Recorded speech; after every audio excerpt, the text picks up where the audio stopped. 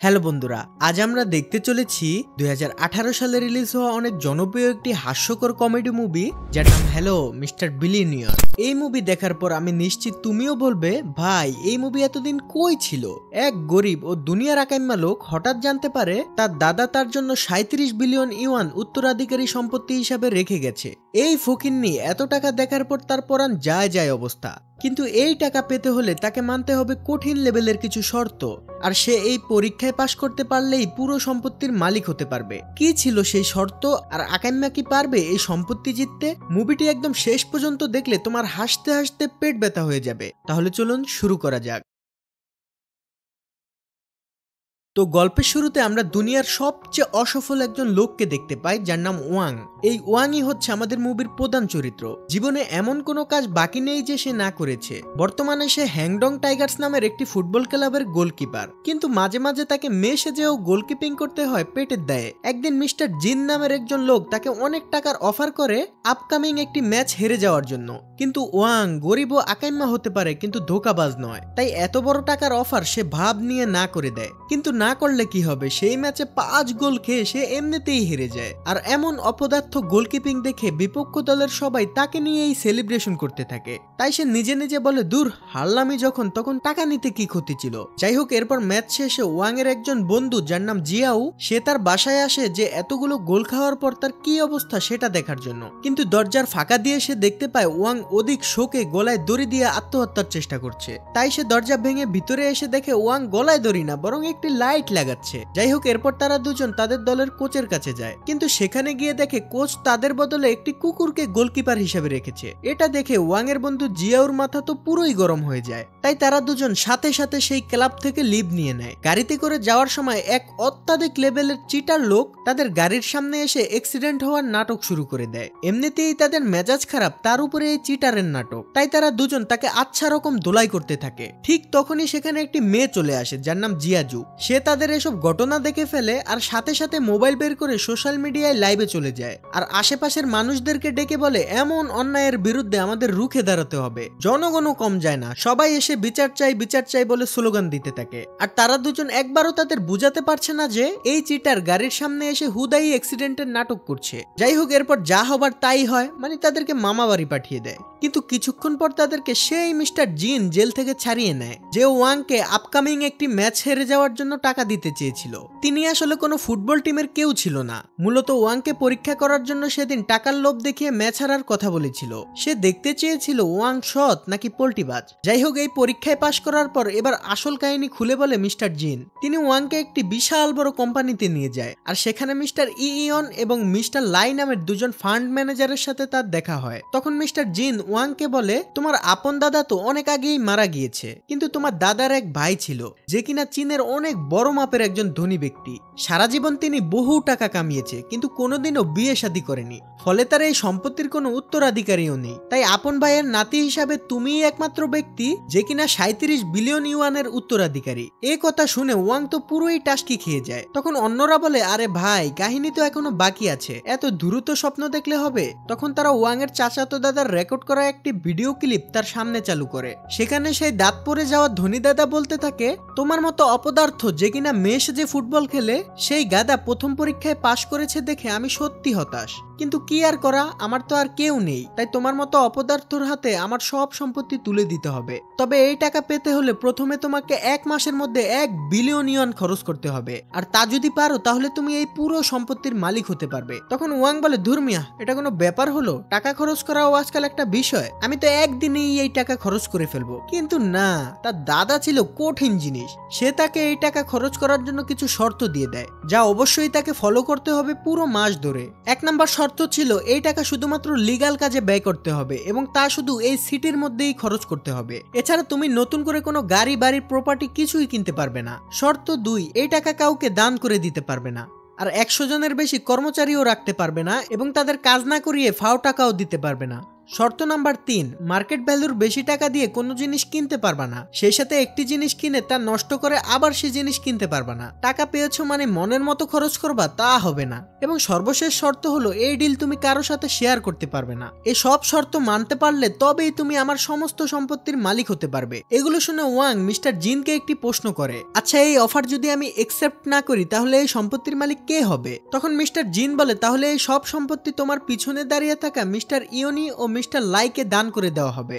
অনেক ভেবেচিন্তে ওয়াং সব শর্ত মেনে নেয় আর 1 বিলিয়ন খরচ করার জন্য কন্ট্রাক্টে সাইন করে দেয়। আর এখান থেকেই শুরু হয় মুভির আসল মজা। যাই হোক, এখন এত টাকা পয়সা খরচের হিসাব করতে তো একজন অ্যাকাউন্টেন্ট লাগবে, তাই মিস্টার জিন একটি মেয়েকে হায়ার করে টাকা পয়সার হিসাব রাখার জন্য। আর মেয়েটি ছিল সেই জিয়াজু যে অ্যাক্সিডেন্টের সময় সোশ্যাল মিডিয়াত লাইভ করে ওয়াং আর তার বন্ধুকে জেলে পাঠিয়েছে। জিয়াজুকে দেখার সাথে সাথে ওয়াং তো পুরো খেপে যায় আর বলে, তোকেই তো খুঁজতেছি বেটি, তোর জন্য আমার জেলের ভাত খেতে হয়েছে। জিয়াজুও কম না, সে বলে যে রাস্তায় অসহায় মানুষদের ক্ষতি করে তার সাথে আমিও কাজ করব না। কিন্তু ওয়াং মিস্টার জিনকে বলে, আমার অ্যাকাউন্টেন্ট হিসাবে এই মেয়েকেই চাই, এর সাথে অনেক হিসাব নিকাশ বাকি আছে। এরপর বাধ্য হয়ে জিয়াজু তার কাজ করতে রাজি হয়। যাই হোক, এবার এতগুলো টাকার এক ঝলক দেখার পালা। বিশাল এক বাংকারে তাদের নিয়ে যাওয়া হয় আর সেখানে বান্ডেলে বান্ডেলে টাকার পাহাড় দেখে ওয়াং আর তার বন্ধু জিয়াও হাত পা ছেড়ে দিয়ে প্যারালাইসিসের মতো অবস্থা হয়ে যায়। ওয়াং তো ভালো কথা, তার 100 গোষ্ঠীর মধ্যেও এত টাকা কেউ কখনো একসাথে দেখেনি। তাদের হুঁশ ফিরে আসলে ওয়াং বলে, চলো 1 মাসের মধ্যে 1 বিলিয়ন ইউয়ান খরচ করার চ্যালেঞ্জ শুরু হয়ে যাক। ওয়াং সবার প্রথমে সেই পুরানো ফুটবল ক্লাব হ্যাংডং টাইগার্সের কোচ এবং প্লেয়ারদের সামনে উপস্থিত হয়। সেখানে গিয়ে সে বলে, আমি এই মাঠকে বিশ্বমানের মাঠ বানাবো আর তোমাদের সবাইকে অনেক টাকার বিনিময়ে কিনে নেব। গরিবের মুখে এমন বড়লোকি কথা শুনে তার কোচ বলে, ভাই ওয়াং, এই টাকা ধর আর পাগলের ডাক্তার দেখা ভাই, তোর মানসিক চিকিৎসার প্রয়োজন। ওয়াং তখন ওয়াকি টকি দিয়ে তার মানুষদের টাকা নিয়ে আসতে বললে সবাই অবাক হয়ে যায়। দুনিয়ার সবচেয়ে অপদার্থ টিম তো তার কিনা হয়ে গেল, এবার খরচ আরো বাড়াতে হবে। তাই ওয়াং তার পুরো টিমকে নিয়ে শহরের সবচেয়ে দামি 5 স্টার রেস্টুরেন্টে চলে যায়, কারণ তার 1 মাসের মধ্যেই 1 বিলিয়ন টাকা যেভাবেই হোক খরচ করতে হবে। যাই হোক, সেখানে গিয়ে সবাই ছবি টবি তুলতে থাকে, কিন্তু সেই রেস্টুরেন্টের ম্যানেজার এই গরিবসদেরকে দেখে বলে, স্যার এটা হোটেল, এখানে ছবি তোলার জায়গা না। তখন ওয়াং বলে, তোমার এই রেস্টুরেন্টকে আমি কিনে নিতে পারতাম, কিন্তু বিশেষ কারণে সেটা সম্ভব হচ্ছে না। কি আর করা, তাহলে একটা কাজ করি, তোমার পুরো হোটেলকে আমি 1 মাসের জন্য ভাড়া নিয়ে নিলাম, যাতে করে আমার সব বন্ধুরা আরামে এসে থাকতে পারে। এমন অফার পেয়ে হোটেলের ম্যানেজার তো পারে না আনন্দে নিজের গলা চেপে ধরে। থাকার ব্যবস্থা তো হয়ে গেল, কিন্তু এবার খাওয়ার পালা। এমন খাবার পেয়ে তারা গরুর মতো খেতে থাকে। এই বেটাকে একবার দেখেন, মনে হচ্ছে কয়েকশো বছর বেচারা না খেয়ে আছে।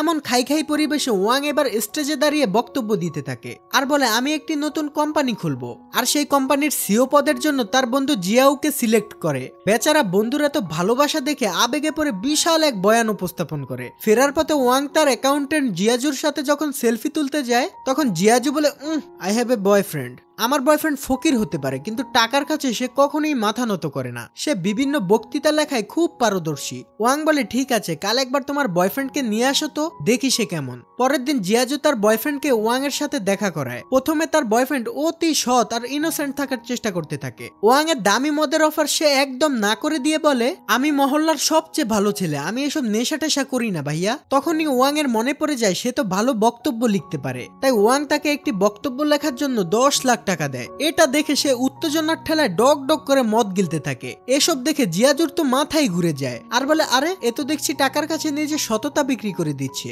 জিয়াজু তখন ওয়াংকে বলে, এভাবে টাকা উড়াতে থাকলে তোমার টাকা 6 মাসের মধ্যেই শেষ হয়ে যাবে। এই কথা শুনে ওয়াং তো আরো চিন্তায় পড়ে যায় আর বলে, এত দেরি, 6 মাস? তাই সে আরো টাকা জিয়াজুর বয়ফ্রেন্ডকে দিয়ে দেয় কাজের জন্য।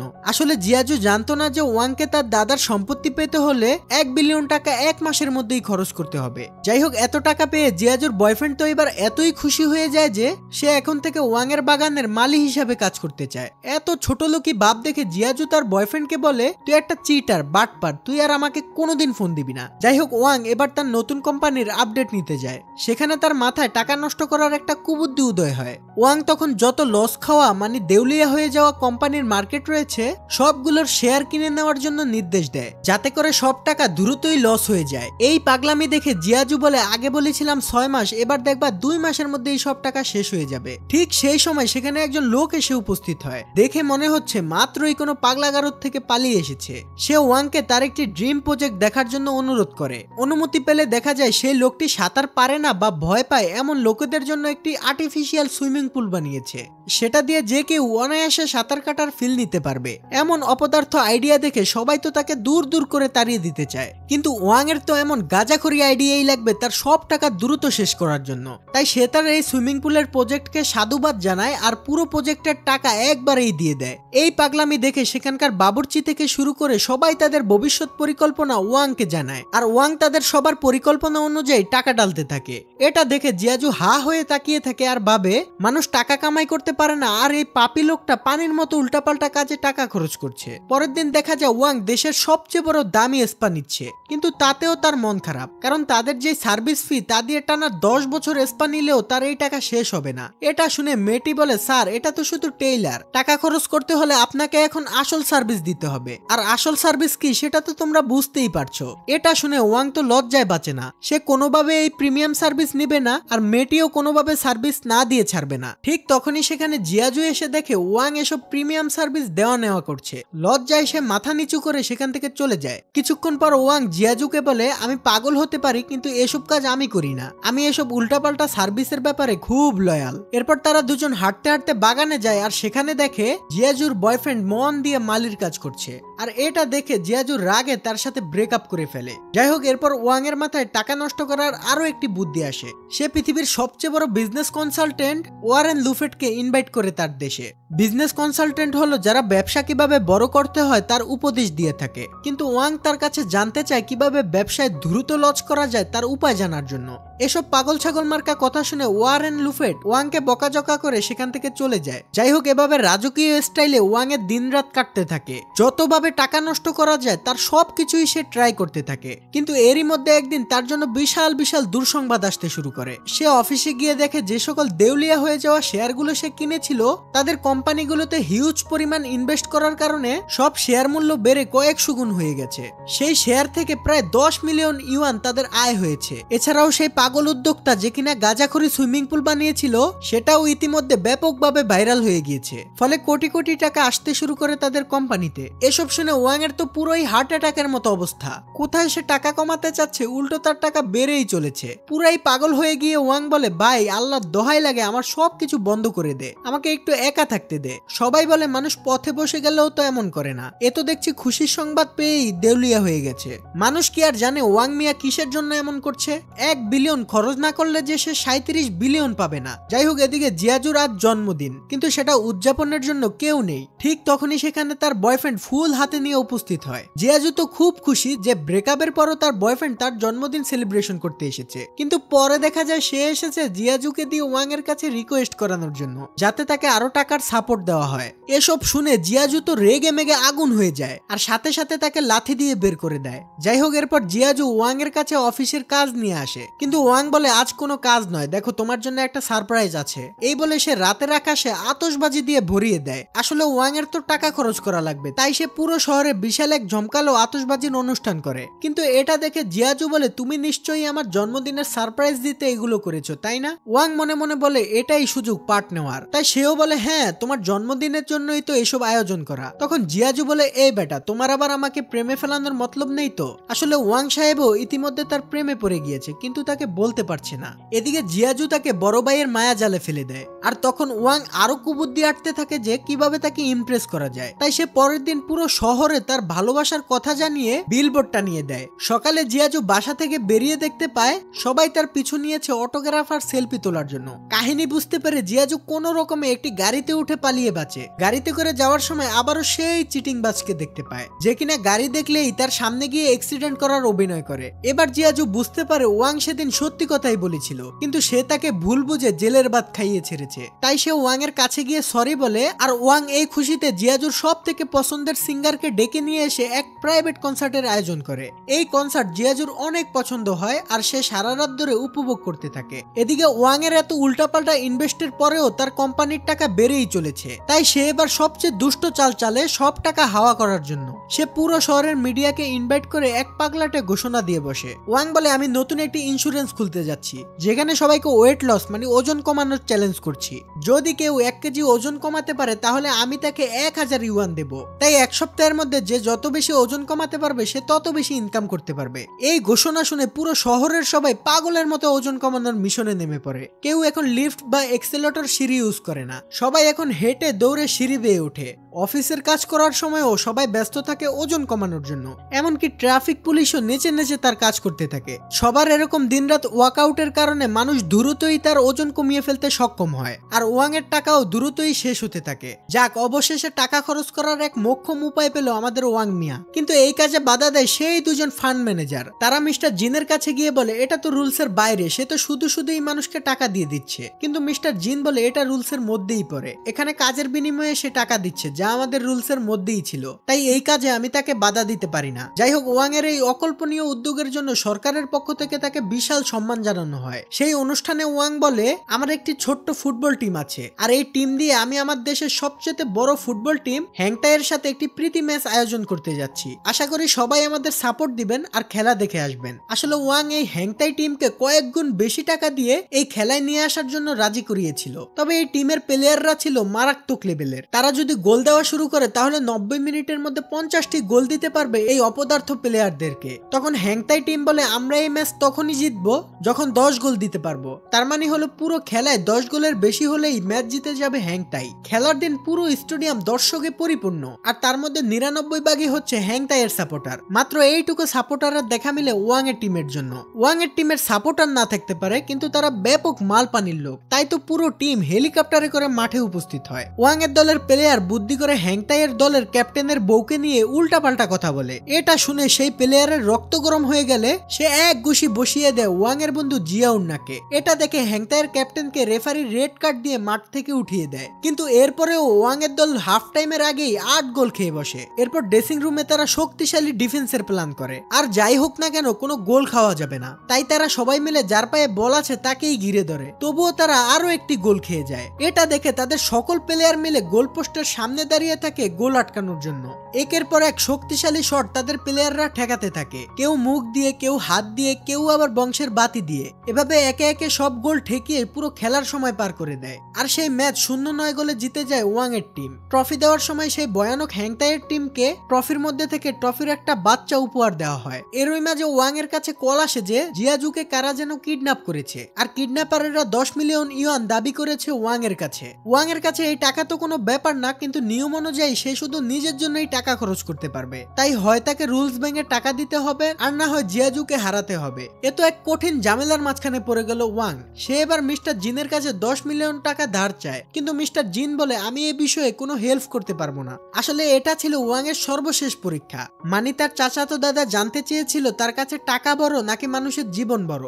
মূলত মিস্টার জিনই জিয়াজুকে কিডন্যাপ করেছিল আর তাকে সব কথা খুলে বলেছিল। জিয়াজু বলে, এত টাকার জন্য ওয়াং মিয়া আমাকে কখনোই বাঁচাতে আসবে না। কিন্তু সবাইকে অবাক করে দিয়ে ওয়াং তার সব টাকার লোভ ছেড়ে 10 মিলিয়ন টাকা নিয়ে চলে আসে জিয়াজুকে বাঁচানোর জন্য। বেচারা খুব কান্নাকাটি করে জিয়াজুকে বলতে থাকে, আরে বেটি, কিডন্যাপ হওয়ার আর সময় পাইলি না? আমার 37 বিলিয়ন টাকার সম্পত্তি পাওয়ার স্বপ্নই থেকে গেল। ঠিক তখনই সে জানতে পারে টাকার চেয়ে মানবতাকে বেশি প্রাধান্য দেওয়ায় সে লাস্ট পরীক্ষায়ও পাশ করে যায়। মানে তার চাচাতো দাদা তাকে সকল সম্পত্তির মালিক বানিয়ে দেয়, অর্থাৎ সে এখন 37 বিলিয়ন ইউয়ানের একমাত্র মালিক। তাছাড়া জিয়াজু পেয়ে যায় তার আসল ভালোবাসার মানুষকে। এরপর বেশ কয়েক মাস কেটে যায়, আর এরই মধ্যে জিয়াজু প্রেগনেন্ট হয়ে যায়। এবার তারা একটি ফাউন্ডেশনে যায় তাদের সকল সম্পত্তি দান করে দেওয়ার জন্য। কিন্তু ফাইনাল সাইন করার আগেই তাদের মাথায় আসে, আরে আমাদের বাচ্চার জন্য তো কিছুই রেখে গেলাম না। আমরা তো জীবনে খুব এনজয় করেছি, কিন্তু আমাদের বাচ্চার জন্য তো কিছু টাকা রাখার প্রয়োজন, তাই না? তাই সে ম্যানেজারের কাছে একটু সময় নেয় একটা লিস্ট করার জন্য, যে বাচ্চা হবার পর তার কি কি প্রয়োজন হবে। কিন্তু এই লিস্ট আর শেষ হয় না। দিন গড়িয়ে রাত হয়ে যায়, দিস্তায় দিস্তায় কাগজ শেষ হয়ে যায়, কিন্তু লিস্টের কোনো শেষ নেই। আর এই সুন্দর মুহূর্তের মধ্যে দিয়ে এই মুভিটি এখানেই শেষ হয়ে যায়। আপনাদের কি মনে হয়, তারা কি টাকা ডোনেট করতে পারবে নাকি সারাদিন লিস্টই করতে থাকবে? এটার উত্তর কিন্তু অবশ্যই কমেন্টে চাই। তো গল্পটি ভালো লাগলে একটি লাইক করতে পারেন এবং কমেন্টে নিজের মতামতটা জানিয়ে যেতে পারেন। আল্লাহ হাফেজ।